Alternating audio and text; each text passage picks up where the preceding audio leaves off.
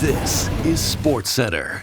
Hey, I'm Marissa Roberto, and we start with some huge news as the Raptors have appointed general manager Bobby Webster to head of basketball operations, the role that was previously held by Masai Ujiri, who parted ways with the Raptors following this past draft. And now Webster will be running the show fully on the basketball side. According to the Shams story, the Raptors spoke with several people for the job, but Keith Pelly and the Raptors brass came away impressed with Webster. The Raptors enter next season with a 37.5 win total on FanDuel and are plus 116 to make the playoffs. We absolutely love Bobby and we're happy that he got the job. It's also nice that the Raptors got this figured out before the season starts.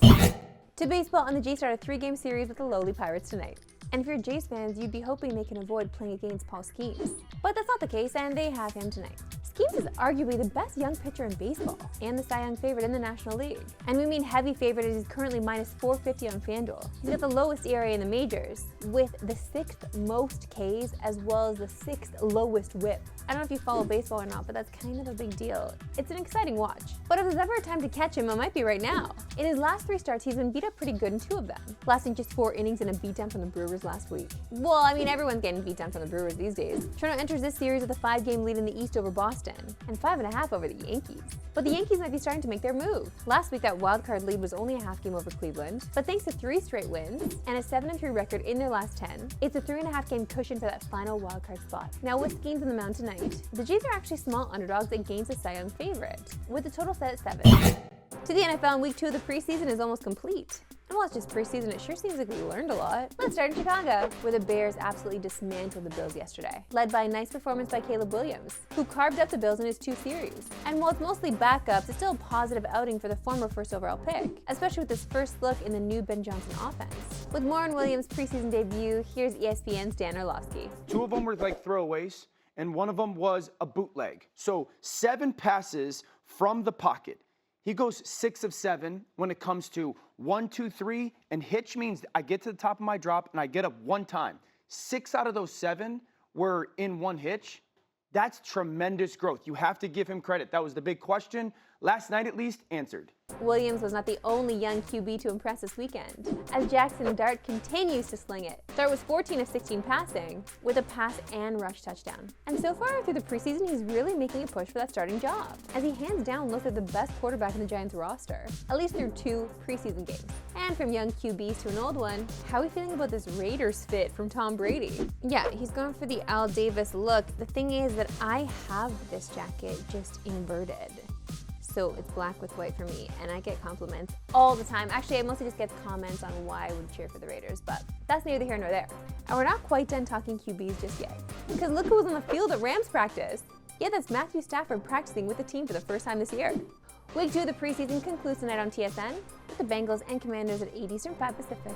But Monday Night Countdown starts nice and early at 7 Eastern. Time now for my favorite segment, and yours, we love sports today.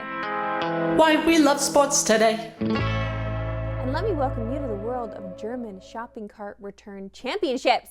And you notice our little callback here to the cold open, because Mike Vrabel will be a fan of this.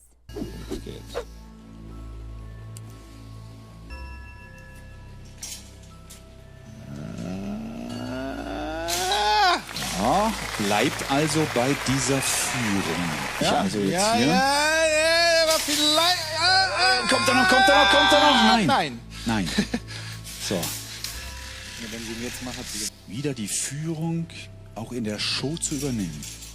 Ja. Yes! 100.000 Euro. Und der ist drinne! Ja.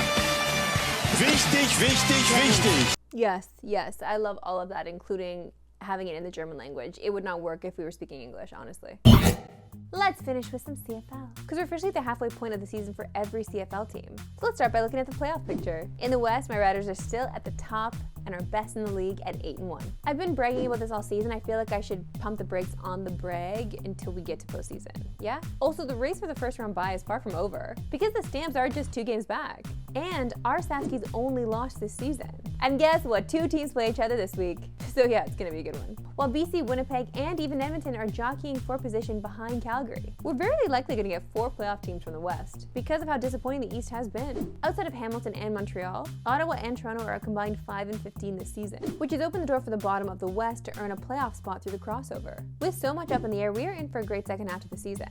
And that includes the battle for the MOP. Right now, Vernon Adams Jr. is the betting favorite on FanDuel. Adams' counting stats aren't close to the rest of the candidates. so we're a little shocked to see him as the favorite. Two names we're watching though are Bo Levi Mitchell and Nathan Rourke. Mitchell leads the league in passing yards and touchdowns, and a first place finish in the East would be a great narrative. If Bo were to win the award, it would be the third of his career, which would put him at a tie for second most all time. Rourke, on the other hand, has the Canadian angle, and the lines are rolling right now. In the last couple weeks, BC has scored 77 points, and Rourke has thrown for nearly 800 yards and 6 scores. That's it for today. So you're working tomorrow at 3 Eastern, no Pacific. Have a good one.